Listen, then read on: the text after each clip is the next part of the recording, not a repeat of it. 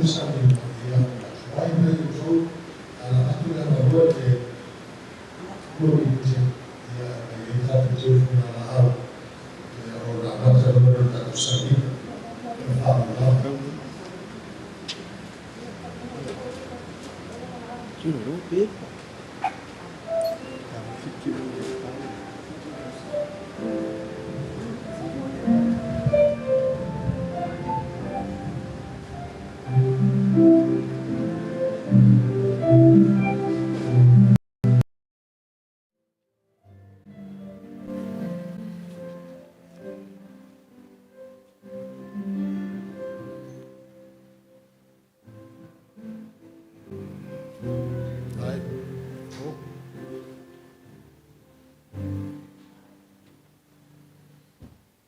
ya la tato tutulai fatasi man taina nei sauninga ele vingo le tuo lo i tuo lo por kalame lua se lau tors fulu a maea ia ona tano le sunga ya rere a semkueva ia mol tato tala bata la tato tutulai fatasi fa mol lava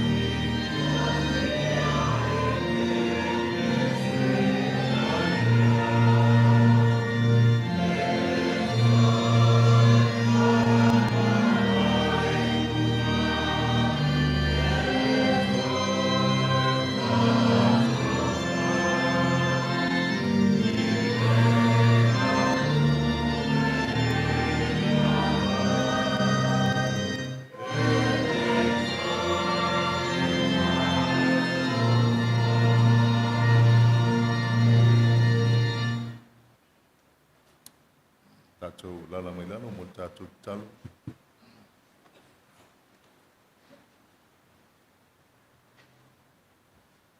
Tātou whamau lalo i lumole atu e ale a tātou te talo. So tātou wifo me te talo i le atu. Pa ia lava lago fio le atu o hau. Le atu e silsile se lava lago fio le pule au au le mātou ola. Le mata i sau meo malawana e whai le langi ma le neile o langi. Ni lau ele o le sami ma le vate e tea. Lau fio le atua pule au au na e whai i mātou le tangata whatau waa. Au e whamanuia i ai ma mānawa i ai le mānawa ola. Wa mātou ola fia ai. Fia whai ai whai o mātou loto o mā nganga le nei tai au le li e. Ua au e a mai le nei tai au fau ma le aso fau. E wha au popo le mātou sāwaringa, wha tutua le nei tu sang. whaaftailo mātou tua o whiloi whiawhia mau au nei, I laloi wholo maunga pa ia nei. Manu ia lau auna whionga presidene, te nane sunga I whiangainga, mō lātou whilitua. Te nane o tūpu mai, ainga poto, pa ia ainga na lua Samoa o poto. Le ngata o Samoa nei, au Samoa I sai, mātou whiloi whiawhia le nei tai au. Ai au o mau me o mai. Ia vi ia lau whio, maula mātou malosi whawhawina. Wā toi sāo ninga o lau lona. Te mālo whai lau mātou whai loai o no lau wālau pa ia. O mātou mautino o pēr o le aso whiawhia le nei o lau auna. Soatau o le mali atoa tau Siaki. Whaaftai tele ta mai wā lau lavana e whetalai. Lau whiona e au mai. Lau whio le toi avese. I e whaamnuina le suafi mamaru o lau whio. Ngona pele loto whaaftai le nei tai au pēr mātou toi tō manatu. So I fua whaangaina ma le tau ngaina o lau auna nei. Mātou whaaftai wā vea lava lona so I fua e whaima mea alofa. Whaima wa ainga, o whaamanuia e fo I tono le ainga, o le ngate le whalitua, o le nofo alo, o uso matua whaafina. Tai nano lana whaasoa ma le ngā luenga o ia whaia e a tia e aina o I kalesia ma le talalele. Mātou whaaftai lau tuspa ia e ao mai mo mātou o le sulu lawe o mātou vai. O le mālama lama fui o mātou wala. Whaaftai le mana lo nganga pa ia le fisoa soan sili. Nā te whaama ite ma whaama natu no mātou wala. Le tāua le tū mau pei le whaatotua. O le mātou whaaftai e sili pei le nei tai ao. No Yesu Keriso lo mātou li whaola. O le na maliu whalava au lunga Soatau. E ma ngalo e lau whanau. Mātou te whātua ese le lie, e vai pēo tangata o lau whanau whātua, e manu malo pēo le li o le nei lau langi aso umolo mātou wola. Pa ngalo I mātou te mai, lo mātou le whaamaoni. Tele tiu te mawhaiva, o e te tōwhino mātou wola, o nāo na whātumu tumulima, o lo soifua pēo la o fio e whaavau. A mātou te talo ia te mai, se teimi la unga la o fio, e ale leo auna tō fio le nei aso. Te tala fui la mātou whalonga. Pē se alo whetalai mai. No Yesu Keriso o mātou ole ma te talo toi nei. Aua lava nei whaia o mātou loto. Ia whaia peo lo whingalo pa ia. Ono Yesu o mātou ole mbana aua toi nei. Amen.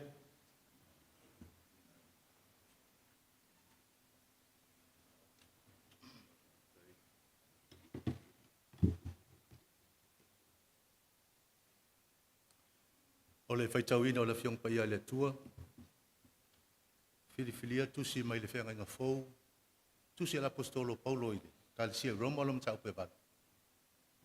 Whaitauina nei soai whaitau mo le whaiupua tolsu ma le balu se I whangata ma le tolsu ma riva. Ia, whaaftai le tua le tai au. I la wanoa la whaitauina I la upu. Whamanuia le tua I la upu le tai au le whaitauina. O lava swafa Yesu. Amen. Ya, tusi le Roma lo mtau pe balu. Whaitauina le whaiupua tolsu ma tasi. Se I whangata ma le whaiupua tolsu ma riva. Whawhonga mai le whaitauina o la whiong paia le tua o le nei. Sia sa tātou upu le nei mea. A whaiua au I tātou le tua. O aise whaasanga tau mea te I tātou. O ia lava sana whaasauina lona lava alo. A watu ina mai o ia e suia I tātou umalava. E le fo ai fua mai e ia ia te tātou mea umalava. Whaatasi ma ia ise a.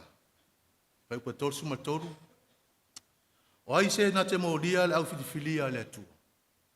O le atua o le tau ame o tō. Na te whaasalaina mai. O Keriso o ia na maliu. Au atoe tū mai lava o ia. O loo I le tū tamatau foi o le atua. O loo whautua foi mo I tātou. O aise na te whaatea se ina I tātou I le alofa o Keriso. O le puapua ngā ea. Po le atua tuvale. Po le saua. Po le onge. Po le lava lava. Po le pangatia. Po le pelu. Whaapei ona tūsia. Ono e ua whasiotia i mātou uma, mātou iaso uma. Ua whaatawina i mātou, e pei o mā moe na whasia. A ua tātou manu māloa ia i nei mea uma lava, ono o ia ua alofa mai a te tātou. A ua tātou mautinoa, e le mawhai e le oti, po o le ola, po o angelu, po o li, po o e malolosi, po o mea i nei ona po o mea tali, po o le maulunga, po o le loloto, po se tasi mea na whaia, e le mawhai e ia mea, ona whaatea se ina i tātou, i le alofa o le atua. O lo ia Jesu Keriso, o lo tātou wali. Ia whamnia mai le tua ile, nei tai awa e le whaita wina o rana whiang pa ia. Ma ia te ia pelo na vi inga e amata tu nei se ia o le whaabau. Whaabau lava, amen.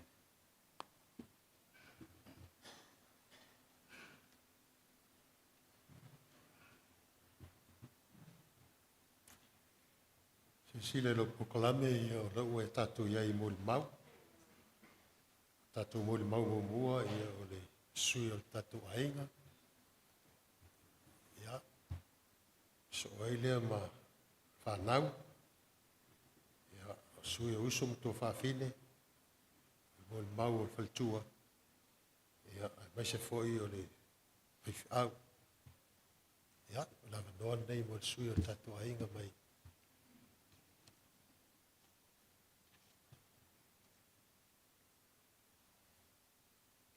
Paulo, tua ia viola, ia mani ainga.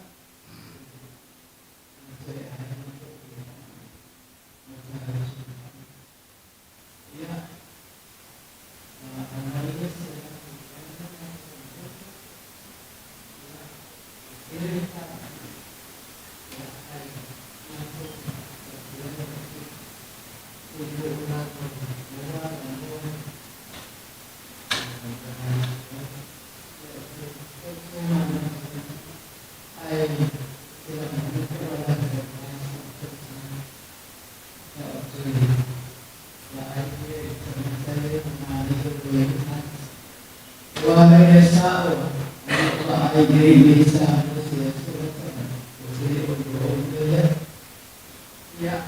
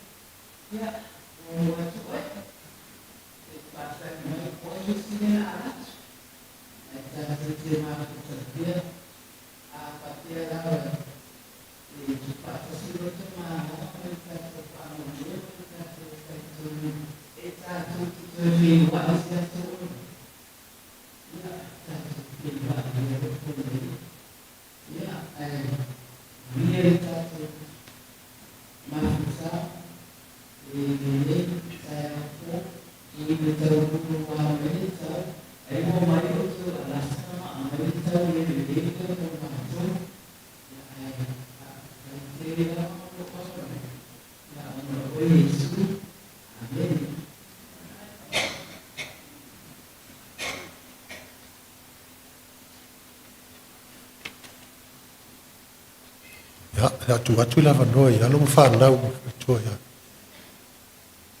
I tilangi pula.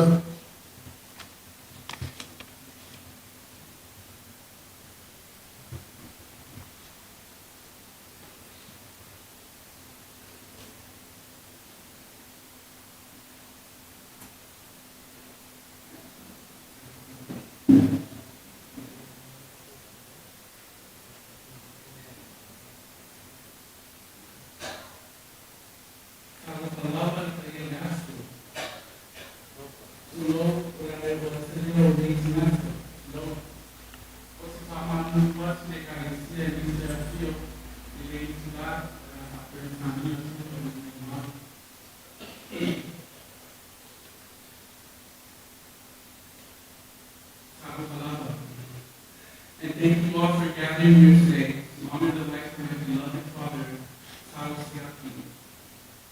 I am the boy Fili, Siaki Enrico, Tao's son, and I stand before you with a heart full of love and gratitude.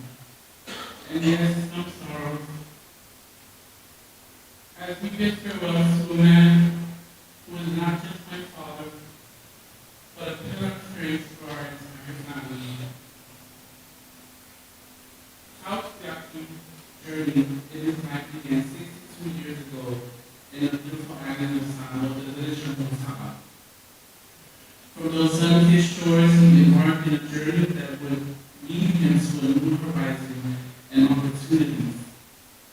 One of his proudest achievements was becoming a U.S. citizen in the United States of America, a testament to his determination and his dream of providing a better life for his family.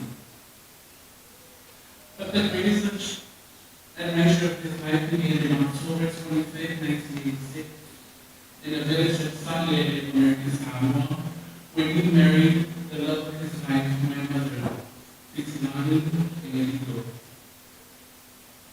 Dad always said that marrying my mom was his greatest achievement, and anyone who saw them together would feel the depth of their love and commitment. At the core of everything, my father was unwavering faith in God. He was a devoted Christian, and his belief shaped every aspect of his life. One of his favorite sayings was, "There is no problem too big for God to handle. Just ask him." This wasn't just a phrase for him. It was a way of life. In times of joy, in times of trouble, Dad always turns to his faith for guidance and strength. Dad's love wasn't limited to his unique family. He had a heart big enough to embrace my mom's side of the family and his home, supporting them at all times. His strength wasn't just physical. It was the strength of character that allowed him to be a rock of others, a shoulder to lean on in times of need. My father loved his anointing music. Our house was often filled with the melody sound of the favorite tunes on repeat. And in his later years, he discovered YouTube. Using it not just for entertainment, but as a tool of improvement for his English. This is perfectly with my father. Always learning, always growing, always striving to be a better person. In 2018, our family witnessed a moment of great pride when Dad was asked to take the high street title of Soatau Tau J. This honor spoke volumes about the respect he had earned in his family in the village of Soatau, and his dedication to preserving and honoring this important heritage. As I stand here today, I'm struck with the realization that blackness most is seeing my father to my mother. He completed the family in ways that words can't starting to describe. The void left by this absence is profound, but I take comfort in knowing that the love he shared with us will continue to find us together. What I will miss about my father, everything, his warm smile, his wise counsel, the sound of his laughter, the strength of his hug. But most of all, I miss the unwavering love and support he gave to us. That I know you're listening until we meet again on that glorious day. Grace peacefully. Your life was a blessing. Your memory a treasure. Your love beyond words and this beyond measure. In the words of our someone farewell, Soatau Tau J, goodbye, Dad, and may your journey be blessed. We love you and we will carry you in our hearts forever. To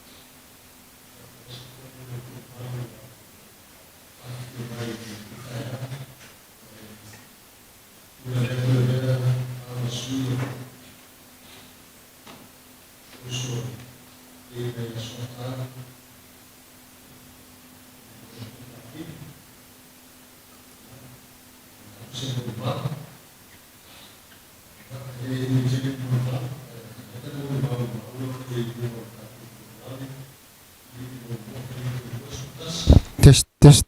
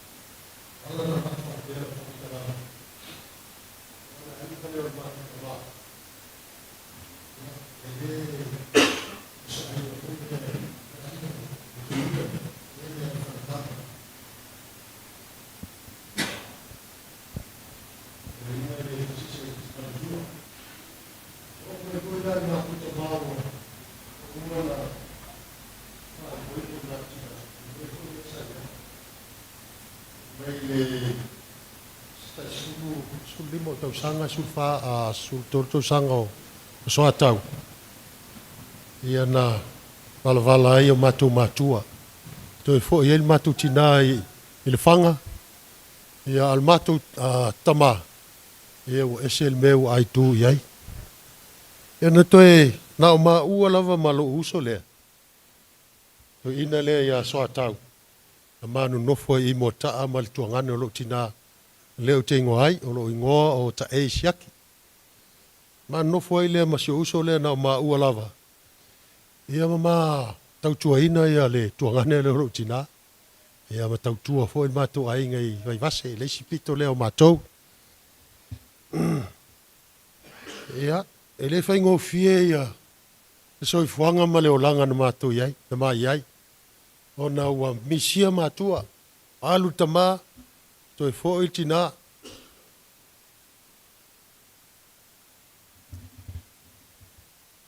Tele me ut fia famtala ina ai nei te ua umil taimi. Ai ma te tala noa i lava masio uso wai. Tu sa le lei lava ia ma winga ma le li lea. Tu lou lava. To fi le mu lava. O mato me ai il tae au pe ma o le au o mon fai fe au o le tuangane le lo tina le te ngoi. Malon to lua malan whanau. Ia a wha pe whana le pea il po. Ia na usu lo le tae au ma ue tunu le pea. Ia le manu fo le pea le te tu lo la. Ia na mato ma vai lua i lo le ma le fasi whalao wha pea. Ma sa va vali tu lo le le wala i tau a ngai vai vase le aonga le vai vase primary school. Le ngalo ia te uso le.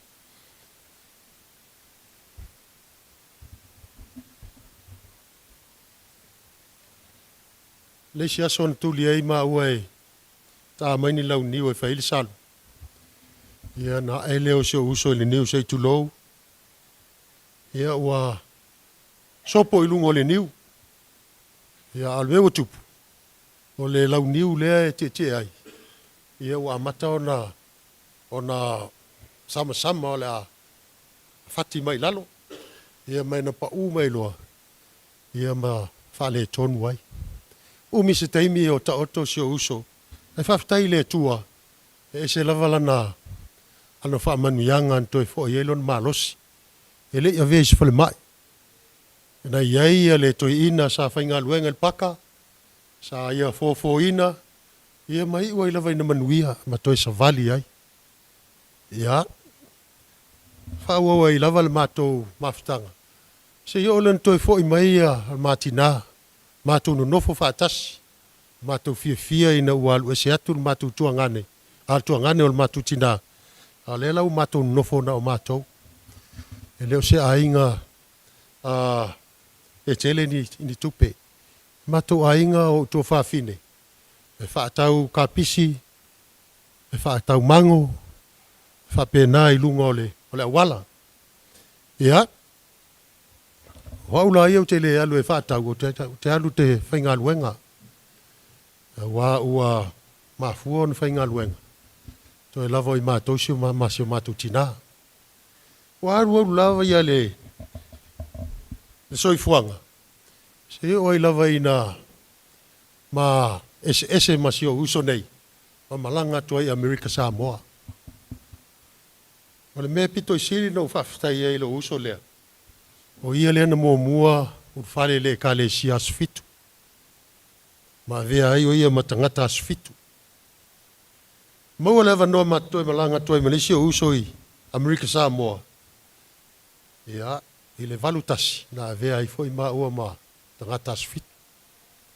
Ino mātou e fo i mai nei i upolu nei. E ono walu lole i le aonga whawhaife au. Mai lava i le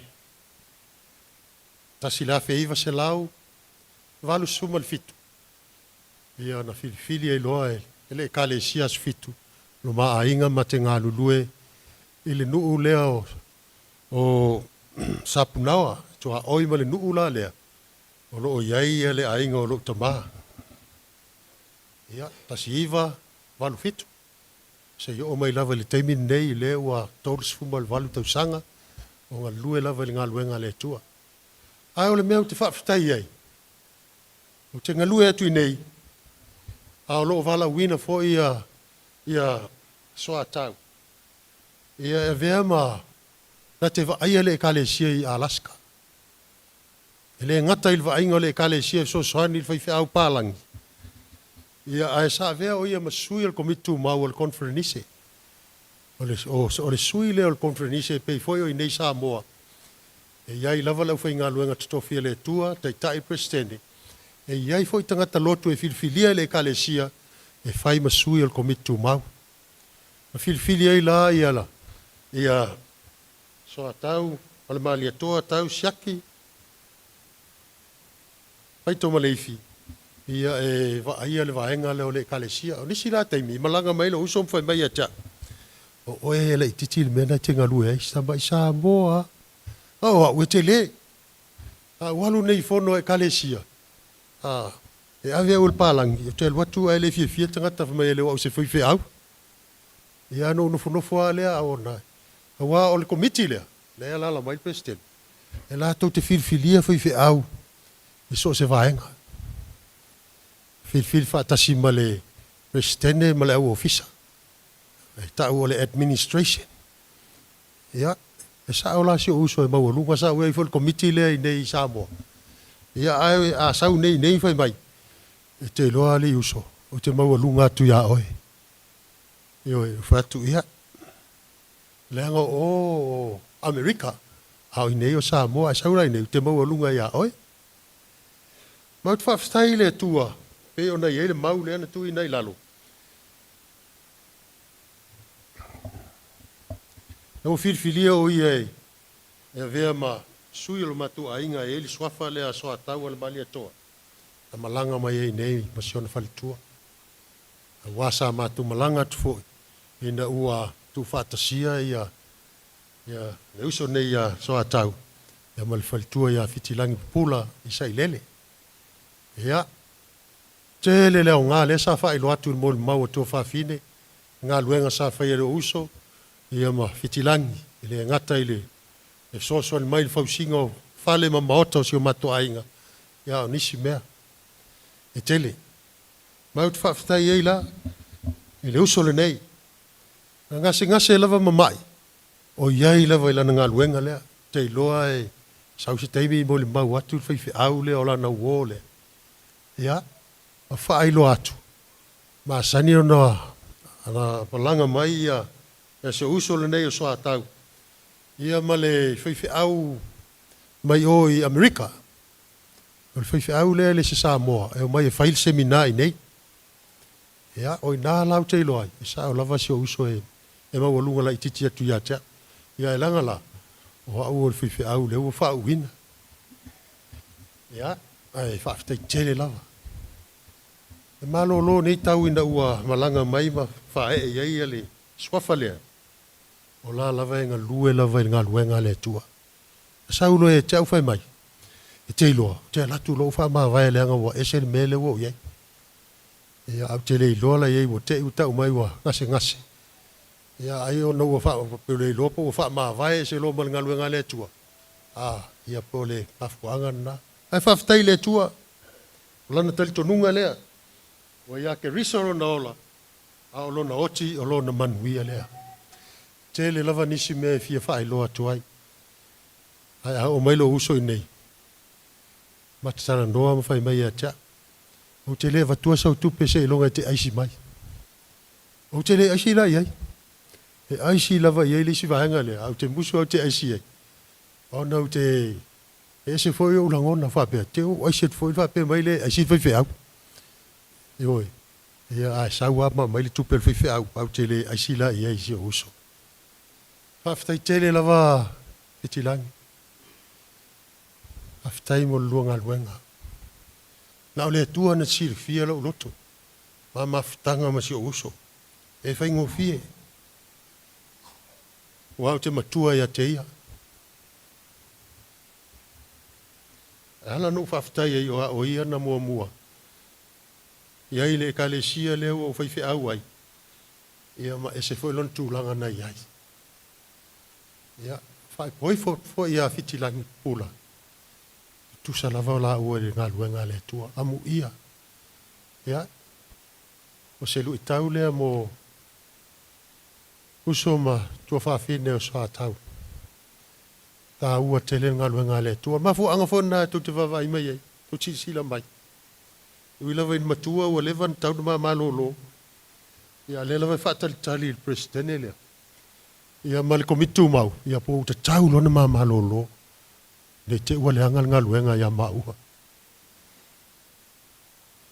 Ai mo le terminate fa pe tuai fa te tele lava no foi lo fio mai ale tua ia tongiola e mai sel ia ile a inga so Paulo mo so ngafa ia pa malo lava ma wa lunga le a inga o fitilang ile ngafa tauli mai na foi sa fam talanga ai fa ftai tele lava i lo to manatu mai e fa manuia lava le tua ia tau langi e le to e fei lo ai o lua ma e silfia ma e loa fa moe o tangata ia ai talo i le tua a fai lava i te manatu to e fai se sio wainga ule lava oe ai a fai lava i le ai ia ona na pauale o le mele fe mail tala tu spaia e le mo fain fai si ainga se vanga na le oti ia e loa le moe ma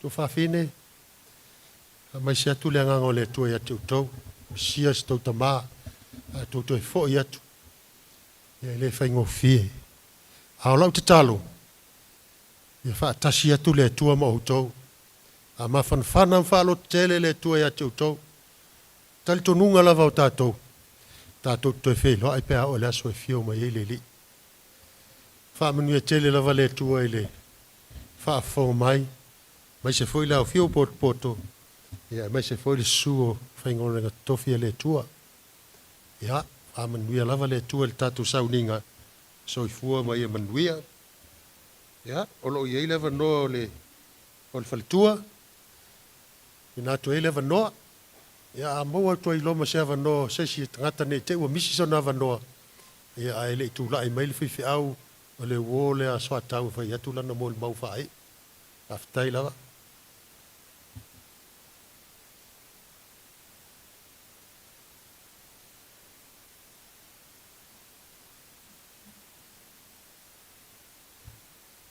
Ele leile atua I taini uma. Mua na o whaatai ta paule langi o na lana pule whaasosoi lo o tau soifua. Ma whai e o na maole nei awa noa tātou te whisila whai ai I lo na malumani nei. Whaatai fo I taitai o le sauninga mo le awa noa mata ngō fie. Ua ma whai o na maole nei whaatau waa. O te tūlai atua ia o tau luma ma le anganga o le lota maolalo. O te tū ma le uwhai tete. O te tautala fo I ma le awa. Le isasi se ngangana. O na whaile ma lape o tātou mawhatanga le nei tūlai. Ai o lo ingoa o a o fitilangi. Ene liko Siaki. O te fia whaia se moli mau mo le tamale a inga. Sa usu mai a Siaki filingata le awhio anga o pango Amerika Samoa o lona a inga o pulu. E le tamaitai o whā umutaua o lona nuu ma tā utu le whanga ma motaa. O whā sa usu ia Soatau I le alo asi whalangai pupu whae ele ngawha. So I fua mai eisi piki. Usu mai misa I le whanga I mata utu. Whae ele ngawha. So I fua mai ai whae ono. Le tamale ta oto atu. Se tu lou lava lo oto ia. O ta ua ia nei nea. Ona sa misi atu le moli mau le sunga le whawhia ngainga. O le tua a o wha o Siaki. Pango I Amerika Samoa le ainga o Sapulu le fionga le matua. E ao lava o na sila fia le ao fia. O ke topa luas fulmalima a feiva se lau valus fulono sa o sia ele ma fea ngainga. Ina ua mamalanga mai fafonei sa whainga tā lava o na tau whaipe pal tamaa. Sa tau mawhai I le pili lea le one parent. Kei ta iane sa mawhai. Ona o mualanga mua mai le I whafonei. Ai tau mawhai se isau. A wai le maua uma pepa whai e ona pepa. O se whaamawaenga I loi mata. Ona sa ele manatu tama ai longa au toi fo I atu. Sa o whai au e te popole. O au. E tasi lava la utautonga I le atua. E le toi suia. Ma o la utautonga na. E o lava I lo uoti. E ngata I lava I na. Ina ua mai a Soatau. 5 tau sanga ono masi. Sa o wal au mai I lona uso. O lona tua fine. Soatau a ngasi. Mana o toi fo I atu I sa mo lona ainga. Ai peita iane ia. O te leta ua le nātu langa. Sa au tausi ma le whaamaoni. O na o lau tautonga na whai le atua. Mativa mau oloa. Mai pe le mai. O te tausi ma le whaamaoni. Le lava o mai le aso. Ina ua o au, o le alava me tupu ia te au. O te mana o te fo I lo ai. O te nofo mau ai whaatali lo matali. Leo o whai. Sa o whai I se au whanau. Le moe. E ma whai au na tātou suia. Ai a whai o le mana o ngā leo le tama. E fo I lo na ai. O umona o tau tō wale lei. Lewa lai o tātou mafuta le nei tū la. O te whaatai le ka le sia, mo le talia ina, o lo o tau malu nei. E whai ai toi sau minga o le tamaa. Whaatai le taitai, o le ka le sia nei, e meise le sua le sunga, e le peristene, le au whainga luem. Mo le awa noa mata ngō fia. O mwhai, o mwhaawa noa ina le malu. Whai ei toi sau minga o le tamaa. O tau, o se tangata e tele o na winga ese. O se tangata tau sa fia, o se tangata anga malu, o se tangata e tumu i le alofa i lona ainga, e itai me tala no mai a, e tei lolo ainga, e pau ale tei me alo lofa i atia, o le tupe. Ai eise me mana oi ona val au mai lea, a umafo, e le toi val au mai. O upu ia Soatau i tala no mai e pe atia, se ilonga lava o tupe ona i lo mai leo a, ai a umana avatu, e fiu e toi whaatari se val au mai. Mai moni il whaamtalanga leo tau tala tuai. Le pa ia mal mamalo le aing, o le ase wha le tonu o tama. O le ase sewa mal whana. Whaamanga. Na o le atua na te sila sila. I mea o ia whaia au walo na lo whailo na aing. Mai le sela u. O le tautua tangata ne. Whaamaoni o no lofa whaamaoni a Soatau. O lau te tala. Pe a mātou tu ua le nei no fuang. E whamanuia le atua le aing. Sui lau sunga te ngainga. Pa ia le aing. Ia e meise le nei a fiu anga mota. Ai o olam o malo loi le lofa ma le anga leo le atu. So i fu.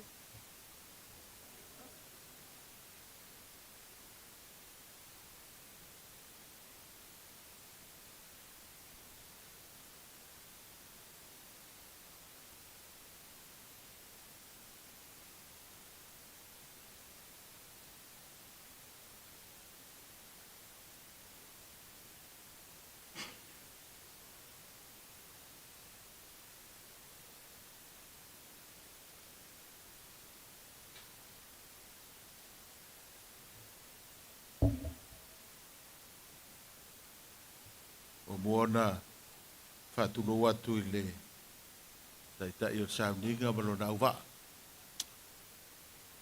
Au whai ngā rua ngā lurue. Tele nei aso whapitoa. Whātalo whātu fo i le pa ia mal mamalu au fia.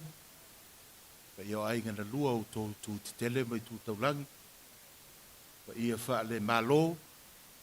Pa ia wha le tala le lei. Pa ia wha le anganu.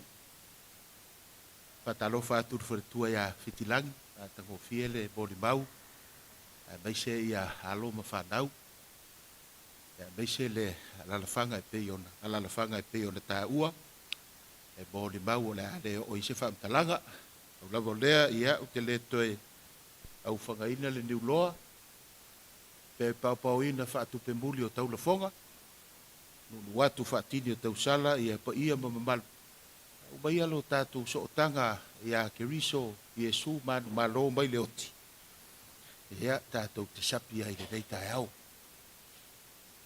Te loa whatoa whaatolu ai lea o na o whaia se moli mau mo se ua maliu. Mo mua, o le moli mau no whaia le maliu o so tamai le awhiwa se lau iwa fitu.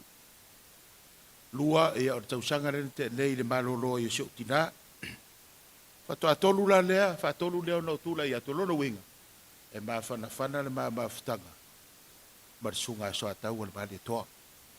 Paftai sunga pasta te ei. Siaki mar whantua ia el nā tete. Pa ia o hainga na lua mo lea wanoa. Ea o te whaiaise mori mau. Upu lava. O mua lava. Tau whai unga le lua awhes fulu ma le fitu. Whatoa ma whailoa ia i ma le sunga to ina Soatau. I to tono lo upotu le ofisa. Wanga ia tu ma siona uso ia pasta ta ei. O so ia o tai matanga ruenga sunga pasta ta ei.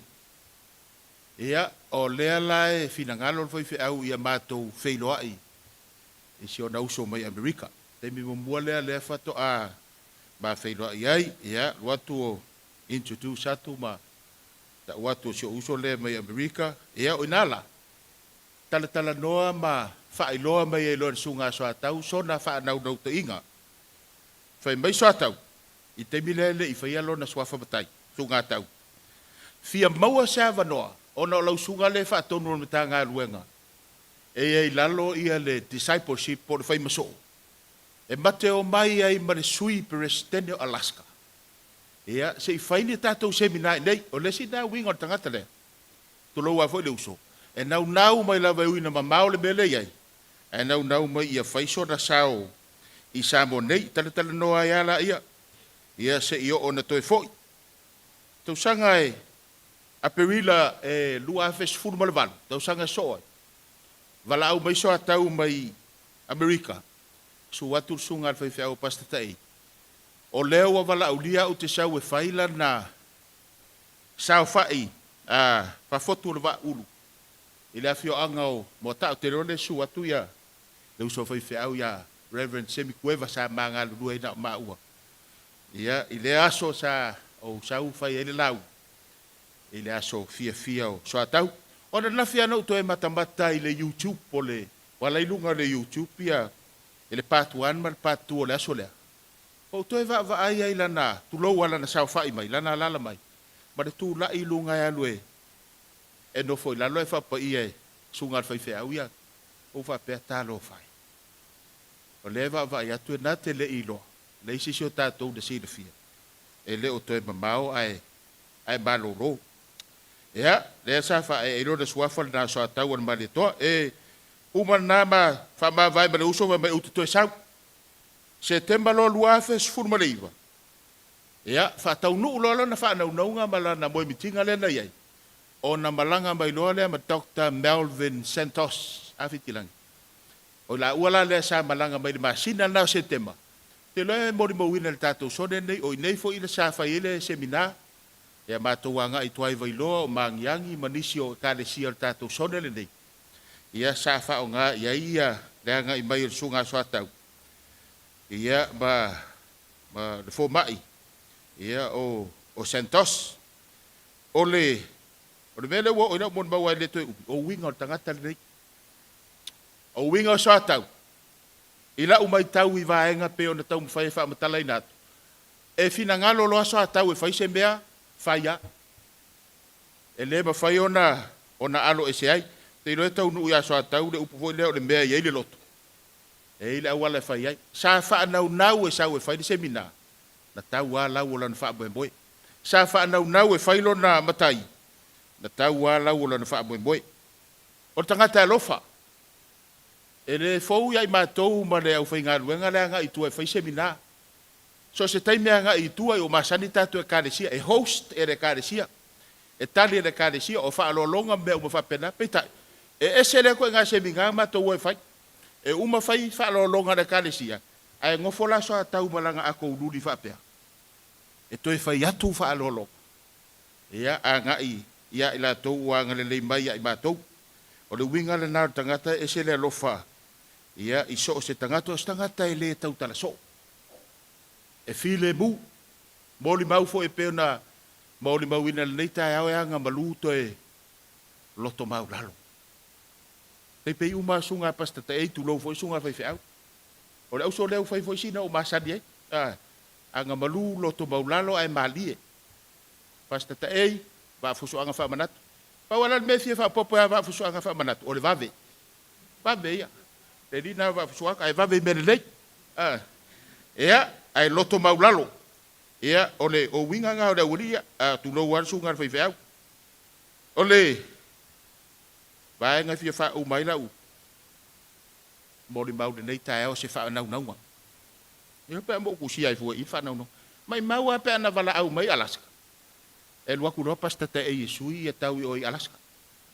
Se mau ai malava ngo isi foi fe au mo ke o mo ka foi o. Wa le fa uman moli mau te e me mau lunga tu tau do nei. Ba mau pe ana mau se va o le ke fiu e so kai Belvin. O le mate tala noa ma sui pres kengo Alaska. Va ku eta e ma va ko ma ko mo ke o ku Alaska. Ma tu te ngalu e Johannes furu o vai upo lua. O le nei foi o mau nei o tou ti nga. A tātou whailoa i mā, o na oli leo tau loto. E le ave se ina fo i se tasi. Lo o tau oli. Uso, koe le te olangona mai leo. E manuia lau malolong. Whailoa i ni tae au wha auror to e tutu. E fio mai e suo na sau whangā leo tātou uma. E le langi ma le ola e wha vau manuia sau ning.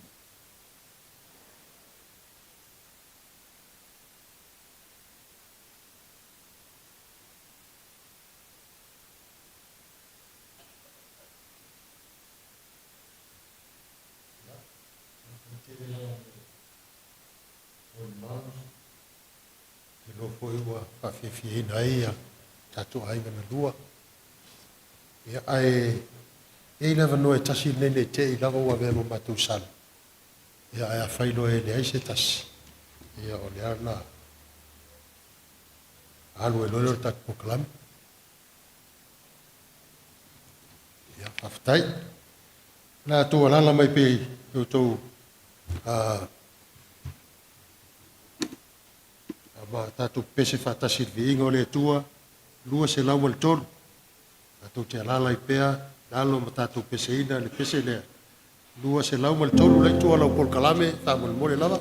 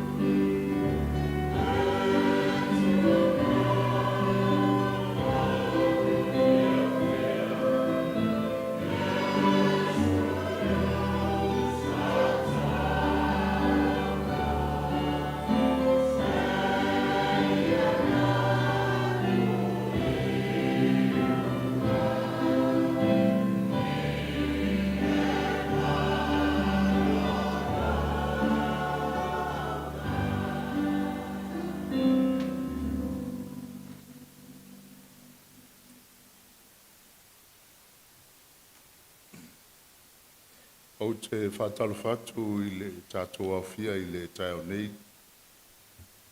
Whātalofa I le au whinga ruenga le tua. Whātalofa I le tua ia whitilangi alo mwhanau. Whamaise ma whamawhanwhana atu. Taio nei ona o le whonga malingi ma lotu pāwau. Ona o le tuua o le malo e le talenga e Soatau Tau Siaki po le sunga fo e le litoina e whalangi fo e le kalesia. He's an elder of the church. A talofa I ainga lua, ainga Soatau I motaa, tamali im whailaunga, no whaaswafa o le ainga.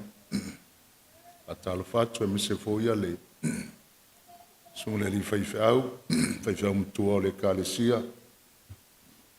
Pastor Siaki ma le whaltoa ia pelna tete. A talofa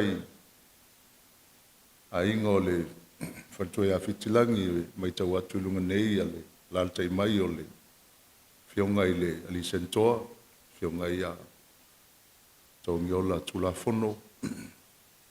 Ia, le foi sa tu le foi o le teite inga o le maloa mlik sa mo I tu sango mubai. E mai tau foi o lo alala mai a le whionga ia le manu pe le timaunga ma le tua pe a whai e sa o ni te ua se whamtalanga se. Le foi sa tu le tofi kovana o le tātou malo tua oi ia mlik sa moa ia tuila manua.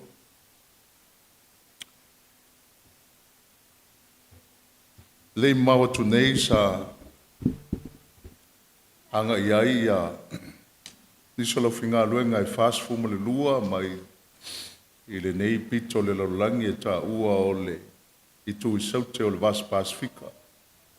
Anga iatu nu o le tuspa ia whapefo ia. Iatu nu Europa o atu nu sa a mata ai le toi fuata inga. The Reformation. Ia, I le ala malanga, ana tua ia o maina I vaenga e te tai fo iai lau tau whaafunga anga ma le silsila ma le mai moa I le mai moanga whaaltuspa ia, au tātou iai I le neisa o ninga o le maliu. O le atunu le au, o I kupito, la tau whai ai permita tele, Awai a e silsila nei the 7 wonders of the ancient world. O le tasi lea mata anga e lau I loa e le mwhiona vesea, permita ia. E se lau tolu sifulu permita o le māloa I kupito. Ana mafua na whaia permita nei, ina ia whaia ai ia tu ngā mau o lātou wharau. Iei se tasi tangata sa whaia sana tala maalie e whapea. O I kupito lātou te suia maia ia li e whaimata mai tai. Aisea, au wafo I o le ali e whaima wharao. Ai a o lo lai na maliu, o na tui lo le I vaila au, o na ta ua lo leo le mami. Sa manatua iai kupito lātou te whaia mea ia. Ina ia tuu iai a lātou wharao nei. Alu iai malon tamau a inga. Le ngata I lea sa lātou tāpina ina iai ia se mata anga iai kupito e tā ua o le vanu o tupu, the valleys of the king. O le tele I o tūnga mau o wharao. A e anga iai nei tonu e tamtua e maofa, ma e ofo I le mātanga o fie, o le mamanuina o ata, o le tūsia o ata, e eli I lalo o au vai maunga, mātanga o fie ma nei ai le vaai ma le silsila, e le ngao, e whaatumulia I le aso ma le aso, e tau su e so wava noa e te tau whaofiofia I to tonu o tūnga mau nei o wharao. Ona anga ila leo le mato o malanga ma mato wa e ale permita ma walunga le ta ua o kisa. Fai asi ma walunga o le permita. Ai fai fo isi vaha pihapi o le awala ya nga i tutonu. Na o tangata e lava la lato ma nava wae a ho ona e nga i tutonu. E te to tuli ma e ta wa e nga i lunga. Mai tau mai le folosanga o le whaasoa le whai le mamalu o le tātou a fia ma le kālesia. Le umi o le teimi o tau whao fiofi. Alu tau mole i tutono o le piramita lea. Piramita na manatu o i kupito e tu uiai a lātou wharao ma o lātou tamau ainga. Mafuanga le nā ia lai ona tui vaila au e peo vaila au a linga linga. Ina ia toe ola ai le farao i sesi soifuanga i tua atu o le tuunga mau. Soifuanga i tua atu o le oti. Le soifuanga manuia e fia fia ai ona tamau a inga le alu maia. Ai pangalea, tau sifia. Ina ua mātou tau nuu le tumu o le permita na o le atingi tuunga mau. Wa le o to yeise farao. Wa leo to iai ni ona tamau a inga. Tau whao fiofi fo i tutono o tuunga mau ia e le vanu. O le vanu o tupu. The valleys of the king. Ai mātou tau nuu i lona mutaanga. Na o le tingi tunga mau. Le ai ma se tamau a inga. Ona mawhau a lea i whamtalanga al tūspa ia. Mawhau le mau o tō masania. Ele tusi o Ioane mtau pe su fafe o mua e o le tolu. Au wale atua tu vale o tō loto. I au tau whatua tua i le atua. I au whatua tua mai fo iata. E tele me no fwai le maotolo uta maa. Ana le ai. Pau au whaiatu iate o tō o te alu e sauni se mea no fwai o tō. A whai fo i o te alu ma sauni se mea no fwai o tō.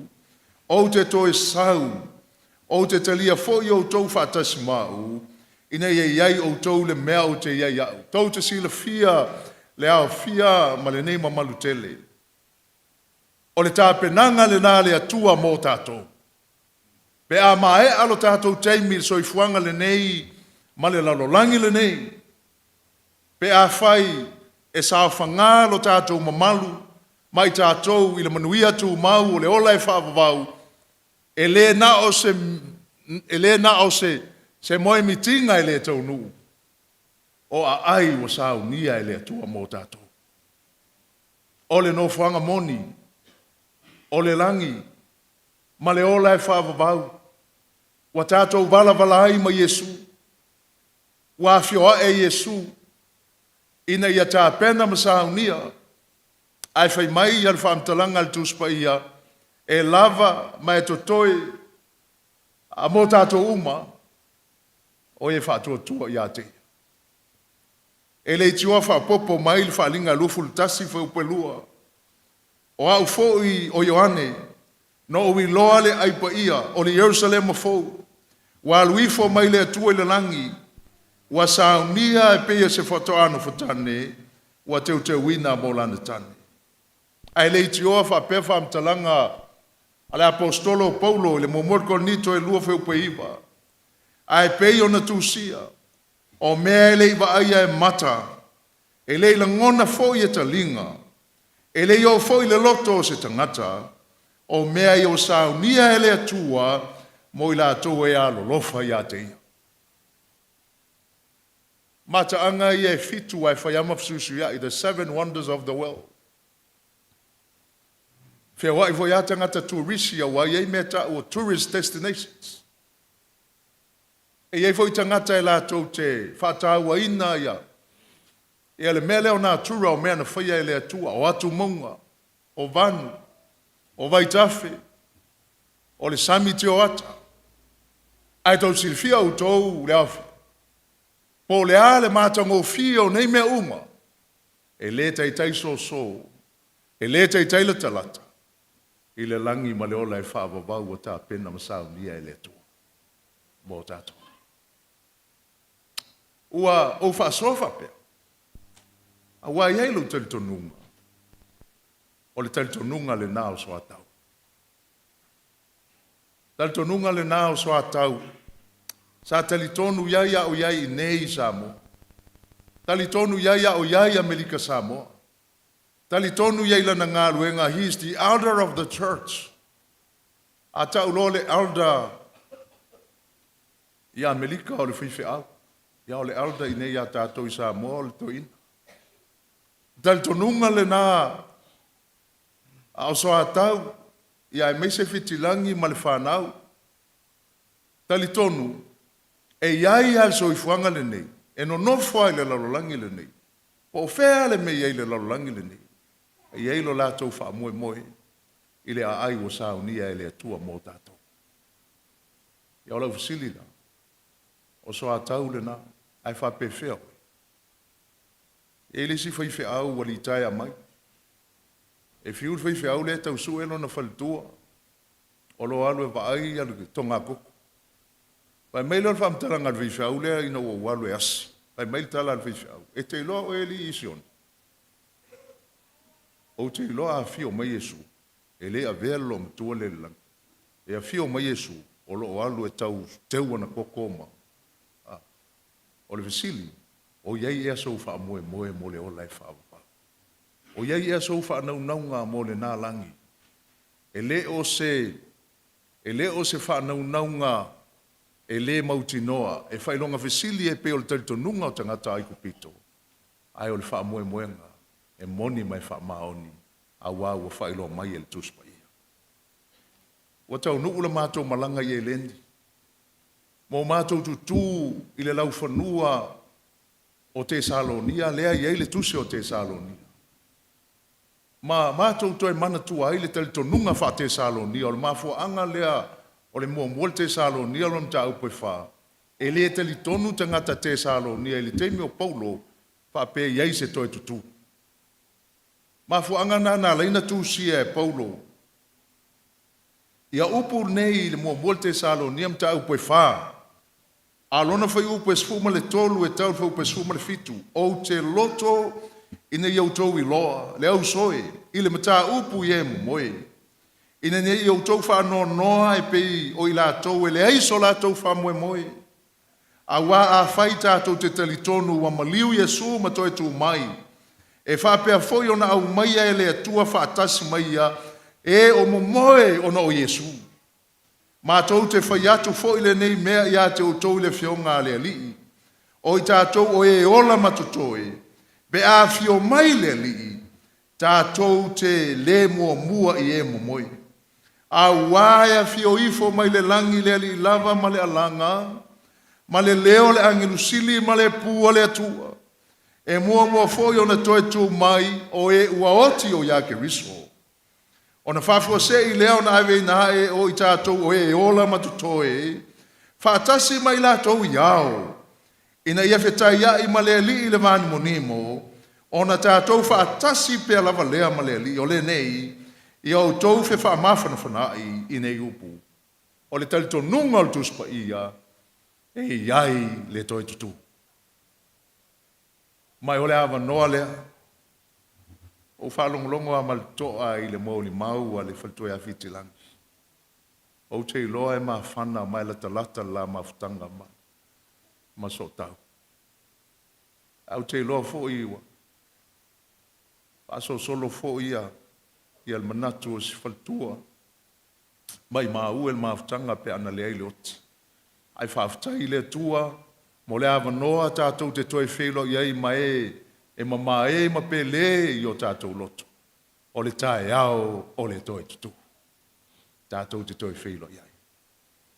Langa o le whamtalanga a le apostolo Paulo le muamorko ni tom ta upes fuma le lima. Ana whapea e le ailim ta upu neo le toi tutu. Tau silfia. E fitu mea e le tupu le tātou laulang. Mea mua e le toi tu mai Yesu pe ana whapea e le aise me ta upole. O le toi tu. Lona lua, e le au ngā lo tātou whatotua. our faith will be worthless. Le au ngal tātou whātua langa ole, whamtalanga al tusia.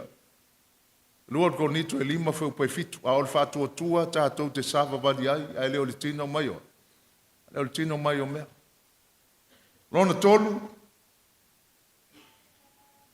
le au ngā, wa tā ua i tātou o te ngata pelo. Lona whā, le au ngā la tātou tāla ina. Se mai manu e lea lala atu ali whaiwhi au ilu manei. E lea i fwoi se tātou loto e whaia. A wau le ale au ngā e whaile tātou tāla inga pe ale ai se toetu. Lona lima, no fosala pea tātou.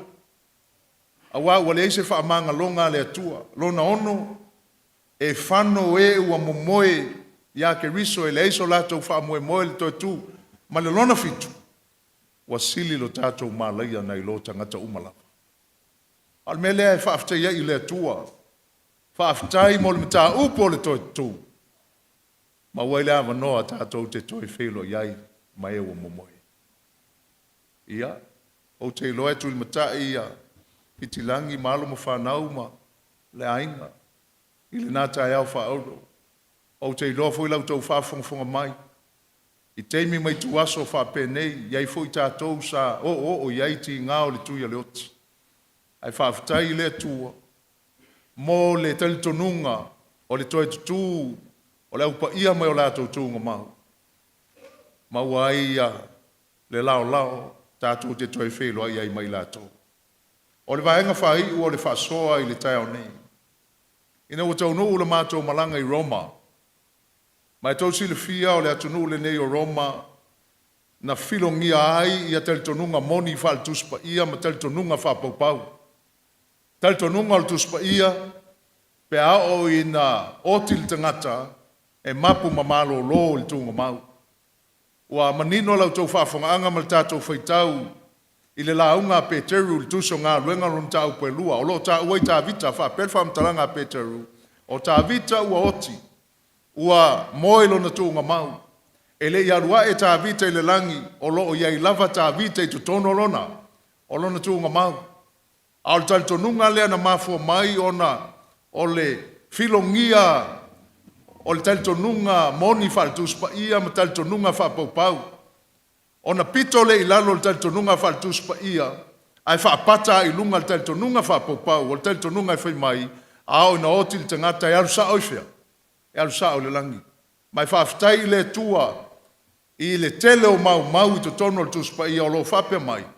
A o ina mapu mamalo lo le tangata a o na whaamanawa e le atua ngā luenga le tangata e moelo na tunga mau e whaatitali le aso e fiu mai e Yesu. O soatau, te awhai e mai al sauninga le malu nei. Tātou wanga i atu sauninga le tunga mau. Tātou tu inai fuailo na tino i lona tunga mau o lona whale. E whaatitali ai. E whaatitali ai i le aso le fiu whalua mai o Yesu. Ma o le mau o te fia whaitau wina e whai mai opu. Li opu e su whawhi upa su tolu e tau sumale lima. E fia nā tia ue oe le tuunga mau. Ma ia e whaaluina. Se ia mawae atu louto sā. Ia e atofa mai se aso mo au. Ma ia e manatua mai au. A whai e otil tangata. E toi ola mai e oia. O te whaatalitali atu ia so umo le taua wa tofia ia au. Se ia o ina suia o au. Ia e vala au mai. Ona o tali atu ai lea ia atu oi. Ia e fina ngalo alofa i le ngā ruenga o lava au. Mai tau silfi. Mafua anga lele kali si asfito o toe fio mai au whafonga se o toe whamanatu ia te o tau le mele.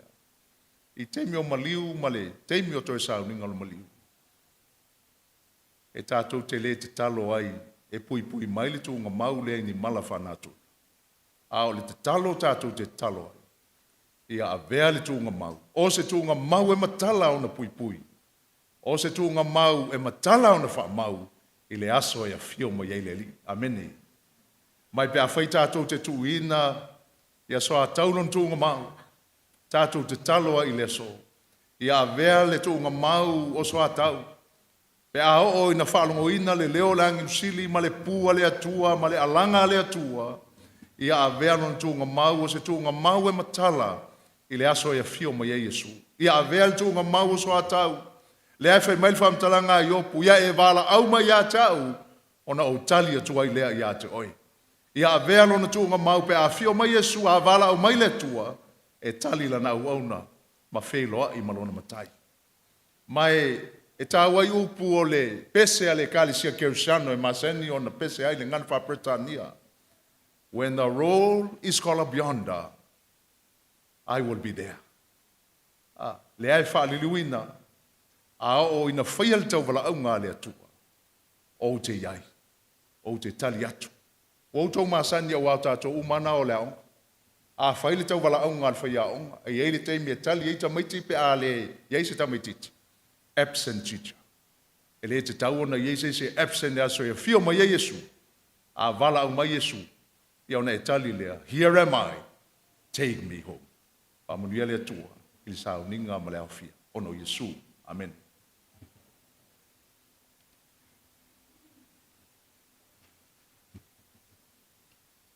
Pe tausia e hau e Yesu.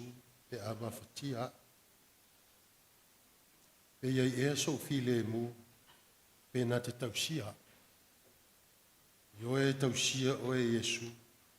Io pua ngā. Pe ama vael to e tu. E te mapu i lua. Iwa suma le fitu le vingo le tuolo e lau por kalame. Le ala tātou tutu lai whatasi ai ma tātou pese ai. Ia le tātou pese whai. Ia ona whai wina leo le tātou sauninga nei.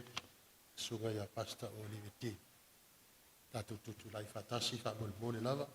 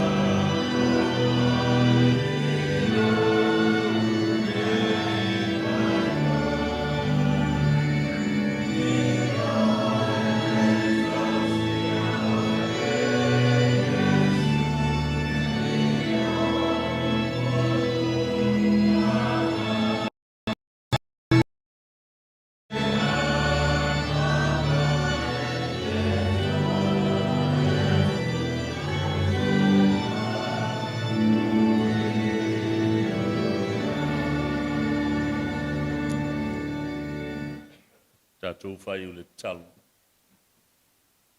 Ta māpa iai, ka malo whawhtai i lo mafuteina o le nei sauninga i le nei tai au. Mātou poto mai mo mātou whātinoina, o mole mawina, to e sauninga o le tamaya Soatau. Ia le ie mātou te whawhoi le vi inga o le whamanu mo le whawhtai. Ona o lau tau singa ma lau puinga ua, whātaunu i nei nei fuafuanga uma. Ui ale le ia o mātou wangaia ia le tino maliu o le mātou tamanei, le uso, le tuangane foi. Ai mātou te whawhtai o lo ia lau tuspa ia ua wha mafan whanaino mātou loto le nei tai au. O iei le wha moe ua umona e whailo mai. Mātou te nonofo i le lalolangi ai le oso mātou nu moni. Mātou te oti foi ai le whai mo i mātou le oti e o lo iei le no whanga ua umona e saunia. E tua iei le tangata e oti o le tangata pa ia o lau fio. Mālo loi lo uswafa. Ma le na whaia lo lava fina ngalo. Ia o le neitai ao le a mātou sauni e taape ma fo i atu. E ta oto ai, ma whātalitali ei le aso e te fio mai ai. Mātou mori mawina whātasi le whiau o le neitai ao. Whamanatu mai ei a te i mātou. E ei le aso le toi tutu manu mālo. Toi tu ai la to umo e moi tunga mau. E pe ona fola mai. Ina Ioane 5 whai upe luas fumalvalu. Aua tau te ofo le nei mea. Wai whalongo i la to uma lava o i tunga mau ilona leo ma la to woma iai. O e na oti ami o le lei e toi tutu i le ola. O e na oti ami o le anga e toi tutu i le whasala. O le mātou wha moenga lea le li ia i tuato le nei ola. Tā tia mai ei se aipa ia se no whanga mātango fie. O umana e saunia le to iei se oi se ti ngā, se popo ngā, o se oti. A wale a whawhawina me uma. Saunia ei mātou te uru whali le aso. Ia o la mātou te talo, pui le mātou whainga malanga i lungo le ala. Leo ina i mātou se ia whataunu ina. Ia mala whaila o auna i le so i lona no whanga le tūmang.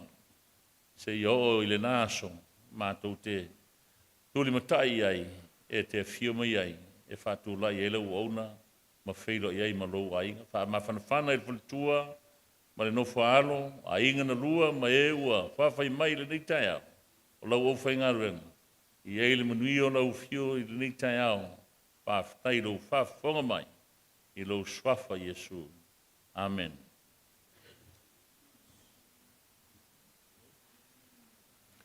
Na tātou tuturai pea o moli atu le sao. Sunga le to ena, Soatau, ma le toa. Ma tātua ngai atuai.